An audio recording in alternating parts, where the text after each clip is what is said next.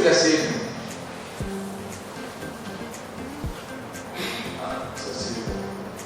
La CNU, c'est que tous les individus sont en mesure de recevoir des services de santé de qualité suffisante pour être efficaces, de qualité suffisante, sans craindre que leur utilisation expose l'utilisateur à des défis financiers.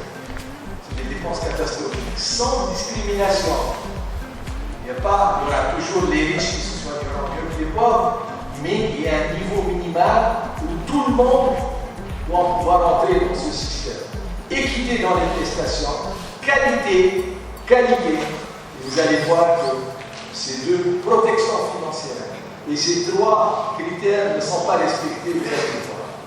Donc toutes les personnes, toutes les personnes en entier, à des services et ne se peuvent pas pour promouvoir, protéger la santé et le bien-être. Alors, l'un des moteurs économiques des pays, c'est une CNU efficace. C'est l'un des moteurs de croissance. Ce n'est pas la santé uniquement, ça crée de la croissance. Parce que ça crée le bien-être, ça crée de la productivité, ça augmente la confiance, ça augmente la cohésion sociale. Le politique doit s'en rendre compte. Comment faire? C'est renforcer les systèmes de santé et avoir un système résilient. Tout le monde, riche et pauvre, devrait avoir accès aux soins dont ils ont besoin. C'est une condition préalable à l'épanouissement de l'être humain. Il est difficile de plaider pour autre chose qu'une distribution équitable de la santé, l'équité dans tout le temps et la protection financière. Évidemment, la situation dans le monde aujourd'hui, vous la connaissez, avec les guerres et les conflits. Et quand on regarde la carte, je crois que c'est de nous, mal ça, ou de l'ancêtre, l'un des deux, je crois, dans les horizons de 2030, la couverture de 29 à 48%, la couverture réelle, nous allons rester en retrait. Il ne s'agit pas d'un niveau, souvenez-vous, il ne s'agit pas du niveau uniquement, il s'agit de l'équité. L'équité, on peut être tous pauvres, on peut être pauvre, mais de façon, la répartition des moyens est équitable. Et donc notre continent va continuer à souffrir en 2030 de cette absence de couverture universelle qui ne sera réelle ou efficiente dans le meilleur des cas à 48%. En Afrique du Nord, ce n'est pas tellement mieux, c'est de 64 à 67%. Pourtant, vous allez voir que beaucoup de pays ont proclamé et ont déclaré qu'ils avaient la couverture médicale universelle. Alors, où est le piège? Où est le piège? Trois questions. Quels sont les rôles et la responsabilité de l'État pour la santé de sa population? Est-ce que l'État est responsable de la santé de sa population? Quelles sont les responsabilités de l'individu pour sa santé? Quels sont les acteurs tiers acceptables et quel rôle peuvent-ils jouer dans la série? J'entends par acteur tiers une caisse d'assurance maladie, une assurance privée. L'absence de réponse formelle à ces questions entraîne une CNU illusoire. C'est politique, c'est de la démagogie. Tout le monde proclame qu'il a une CNU, personne. Des résultats médiocres, souvent associés à une efficacité financière. Donc on a imaginé ça avec ce cube qu'on va trifouiller, c'est pas le Rubik's Cube, mais c'est un cube. Ça, le cube, le volume de cube, on met le cube là, c'est l'argent qu'il y a en commun dans un pays. Là, c'est qui en bénéficie, pour quel service, à quelle hauteur. Alors ça, c'est des fonds communs. C'est plus un cube, ça, c'est devenu un trapèze, non? Alors, qui est couvert? Quel service ouvrir? Suivez-moi bien. Quel niveau de contribution financière? Qui est couvert? Quel service? Quel niveau de contribution financière?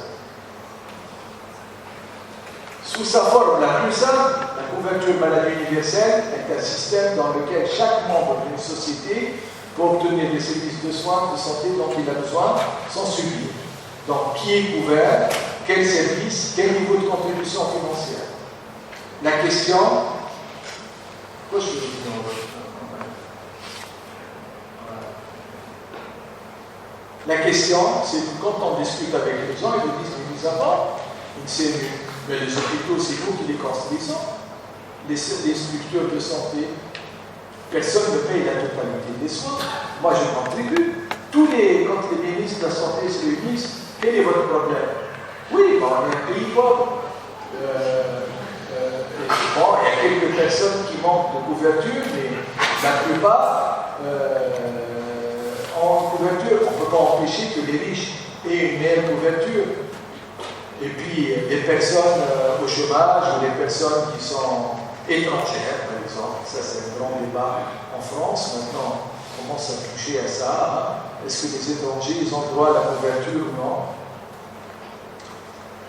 Donc, quand ils vous disent ça, vous dites, ben, elle n'est plus universelle la couverture. Parce qu'une société, c'est composé de gens, il y en a qui peuvent payer. Donc, de nombreux pays ne couvrent qu'une partie de la population. Et ils essayent d'étendre, mais ils n'y arrivent pas. Ça, c'est la même chose, une affaire de prix.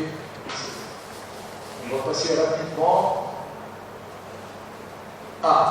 Ici, les dépenses personnelles, elles réduisent ces dépenses catastrophiques, et dans les pays tels que le Bangladesh, le Cambodge, le Ghana, l'Inde, le Vietnam, 50% des dépenses de santé viennent de la poche du citoyen.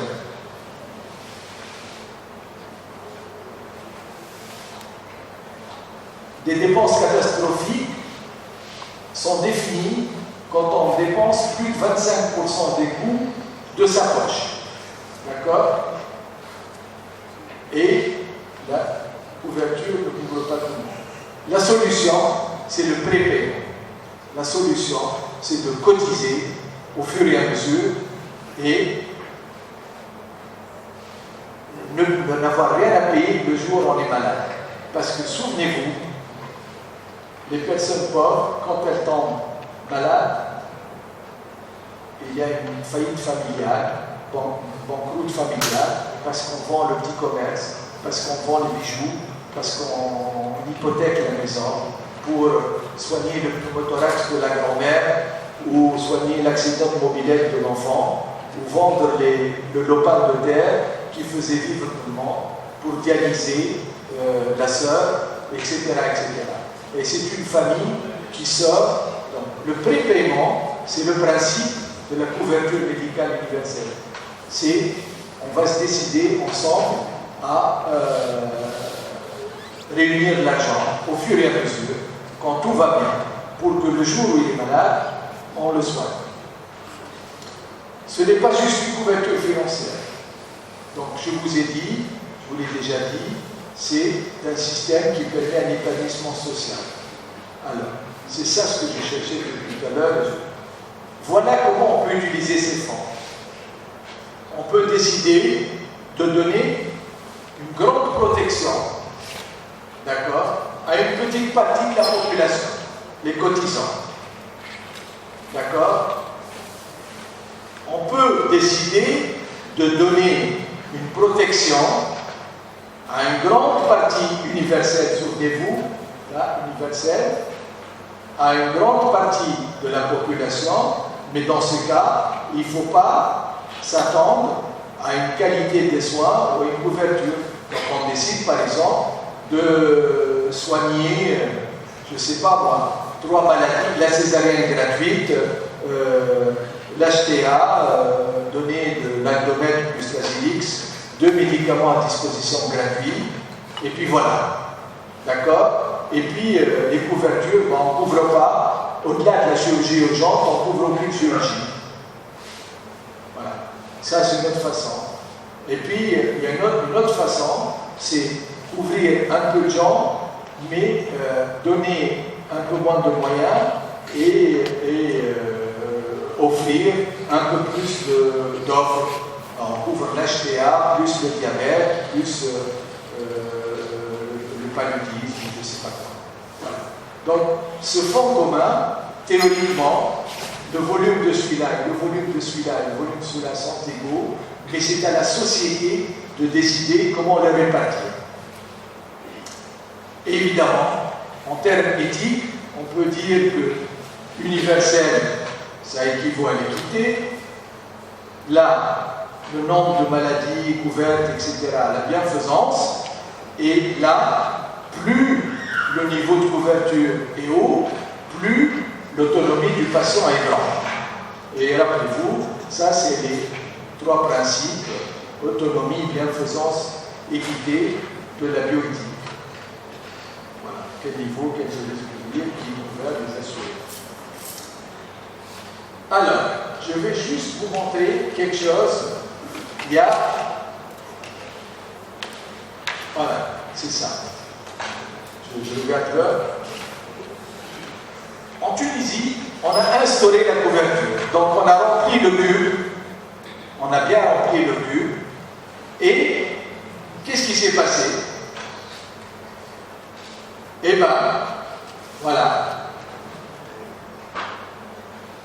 Le secteur privé et le secteur public sont rentrés dans la Caisse nationale d'assurance maladie. Mais le CUR est utilisé à 62% par le secteur privé, qui représente 25% des malades. Et le secteur public utilise, qui soigne 80% des malades, utilise 38% des fonds. Les défis de la couverture médicale universelle. Là aussi, je suis un torturé. Dans ma vie, il est arrivé d'occuper des fonctions. Et quand on occupe des fonctions, on est sollicité.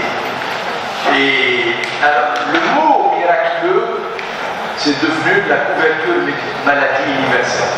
C'est devenu la panacée. Tous les pays, voilà, là, je parlais avec la ministre de la Santé du Bénin.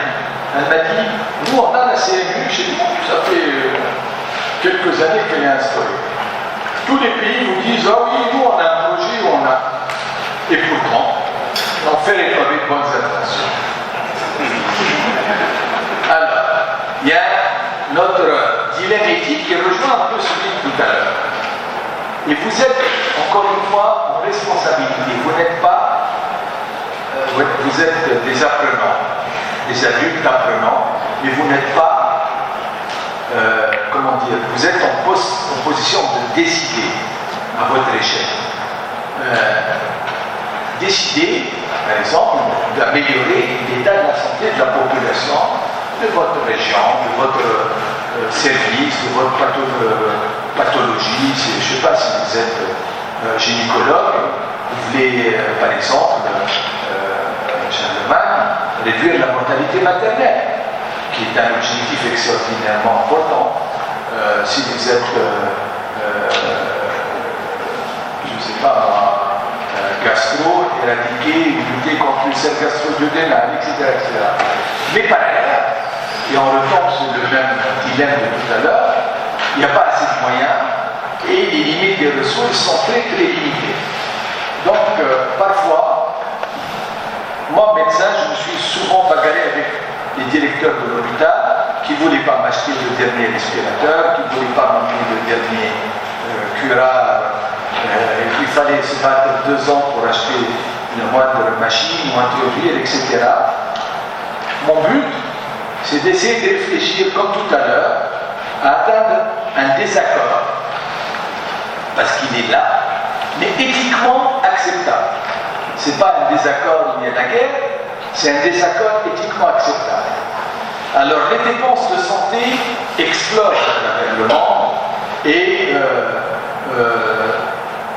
aux États-Unis, ils représentaient 17% du PIB et représenteront 25% du PIB en 2025, avec quand même une population population de sous-assurés qui est presque, on va dire, un sixième de la population. Et 86 millions d'Américains qui ne sont pas assurés. Là, vous savez que le programme de Trump pour les prochaines 4 années, c'est après avoir construit le mur là, c'est comment détruire l'Obamacare. L'Obamacare, c'est comment il a instauré l'assurance santé pour tout le monde. D'accord? Et je vous promets, des problèmes de santé. Donc, et pourtant, en 1948, on avait dit que tout le monde, toute personne humaine avait droit à un niveau suffisant, etc. L'OMS elle-même, c'est la puissance d'améliorer la santé, des proclamations pompeuses et prometteuses. Et nous avons, qu'on le veuille ou non, avec le système public, avec le système privé, dans chaque pays, un système de santé où il y a des ressources publiques et privées qui devraient servir à améliorer la santé de la population. Beaucoup de gens raisonnent le public, le privé, les militaires, la gendarmerie, la douane, etc. Oui, qu'on le veuille ou non, c'est un système qui peut-être pas communique pas toujours, donc pas beaucoup, mais et théoriquement, si on s'en tient à la Déclaration universelle des droits de l'homme, au principe de l'OMS, et on va voir que l'OMS l'a répété à plusieurs fois, à plusieurs reprises, l'établissement d'une couverture maladie médicale, maladie universelle, devrait être le principal enjeu de tous les acteurs. Alors, quand on dit ça c'est la répartition des richesses.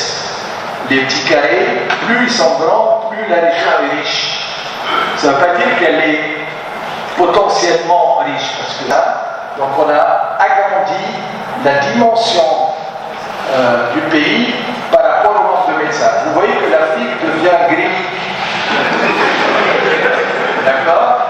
Et quand on voit les dépenses de santé publique, alors aux États-Unis, etc., et là, l'Afrique, c'est aussi peut-être un peu l'Afrique du Sud, le Botswana, qui sommes mais le reste, nous sommes l'Amérique du Sud, et vous avez une image prise dans un hôpital, je vous dis n'importe où, et ici, une image de ce qu'est une chambre de malade en Europe, etc. L'espérance de vie dans le monde, donc vous voyez que malheureusement, c'est dire l'importance d'instaurer une couverture maladie universelle dans nos pays. Les décès évitables, évidemment, on devient obèse. Et voilà, c'est ce site, il est pas mal, worldmap.org. Évidemment, les dépenses de santé, alors je Burkina Faso, c'est ici, voilà, en dollars, par tête d'habitant. Évidemment, il y a la Guinée équatoriale, etc. Mais ça, c'est l'Afrique. Et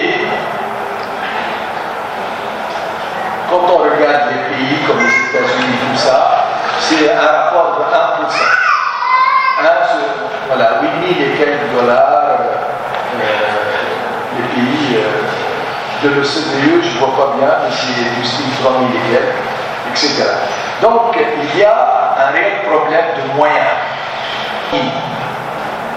Et en marrant là, ce que le gouvernement dépense. Et là, en vert, c'est les autres organismes. Et on voit qu'il y a une c'est l'Afrique, toute l'Afrique. Il y a une disparité énorme. Il y a des pays où la plupart des dépenses sont faites de la poche des citoyens. Et c'est ça la catastrophe. C'est cela la catastrophe. Parce que quand on est malade, on n'a plus la capacité de décider, etc. Donc, alors le Burkina, je ne sais pas où il est au milieu en tout cas, là, voilà. Presque la moitié de la poche des citoyens, un bon 40% ou 35% du gouvernement et les autres, des assurances, etc. Donc, et les pays les plus inégalitaires, les pays les moins chanceux, sans cela, où le citoyen est obligé de payer de sa poche au moment où il est malade. Alors, pourtant, donc ça c'est la première chose. La deuxième chose, pourtant, nous avons une catastrophe qui nous attend.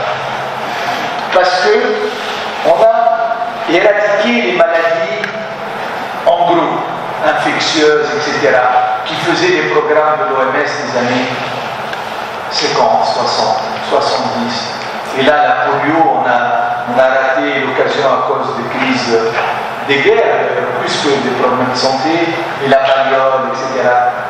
Il y a le sida, bien sûr, il y a d'autres maladies, mais ce qui nous guette, c'est les maladies non transmissibles.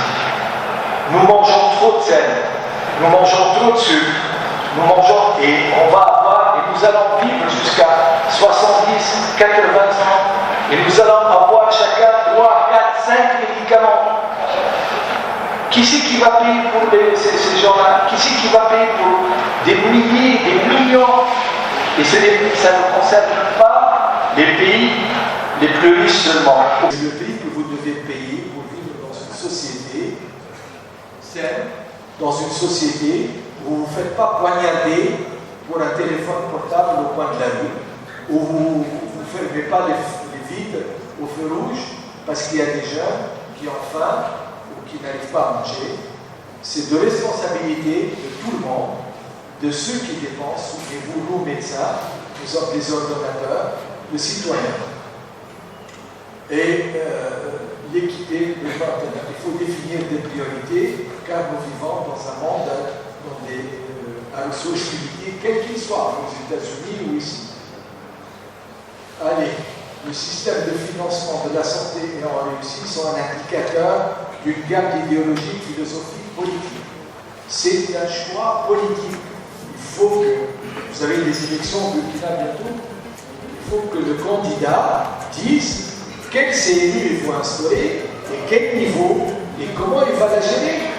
Il ne va pas dire je vais offrir la santé à tous, parce que ceux qui le croient sont naïfs. Il n'y a pas de système idéal, la plupart intègrent un mélange de composants publics, privés, et ça doit se faire dans la transparence.